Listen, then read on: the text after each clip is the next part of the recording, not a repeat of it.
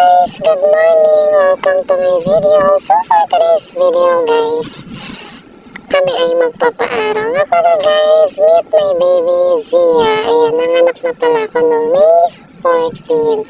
Matagal akong di nakapag-video guys kasi ayan, grabe yung pinagdaanan ko. Tsaka today is our 5 days na ni baby.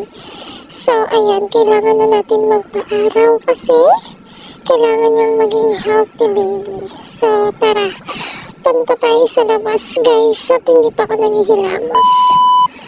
So ayan, hindi pa ako naghihilamos guys. Kailangan lang talaga natin siyang paarawan kasi 7 AM na din. So medyo mainit na kasi kapapasok lang na aming Papa Nico. So ayan, tarik na yung araw guys. Kasama ko si baby kuya kasi syempre dyan lang naman kami sa may labas ng bahay.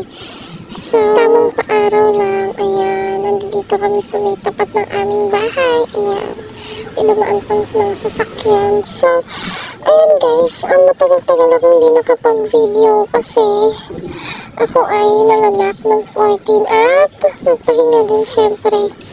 At wala akong maisip talaga na video that time. So ayan, ngayon lang ulit nakapag-video. Tamang paaraw lang kay baby.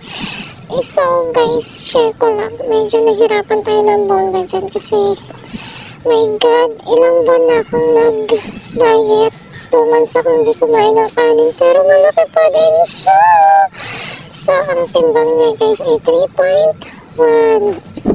Yes, medyo malaki siya ng very light kasi malaki talaga ako magbuntis guys. So kaya sabi ko less na siya talaga kasi grabe yung pinagdaanan ko dyan guys. So siya ay baby girl at ang hirap niyang ilabas talaga. So ayan, tamang paaraw na kami at thank you Lord, nakaraos kami ni baby at nakaraos din sa aming bill na sobrang laki kasi na-refer tayo guys sa hospital, sa isang private hospital kasi kailangan na.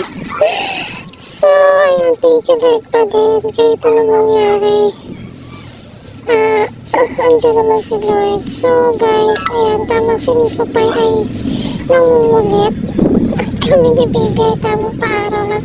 Medyo malaki pa ang aking tiyan dyan guys. So pasensya na kayo kasi nagbe-bleeding pa ang inyong mother kasi nga 5 days pa lang ako.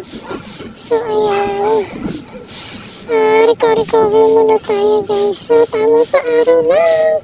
Ito muna ang ating video guys. See you on my next video again and again and again. Mag-iisip tayo ulit ng mga video na pwede natin i-upload. So bye guys, thank you for watching.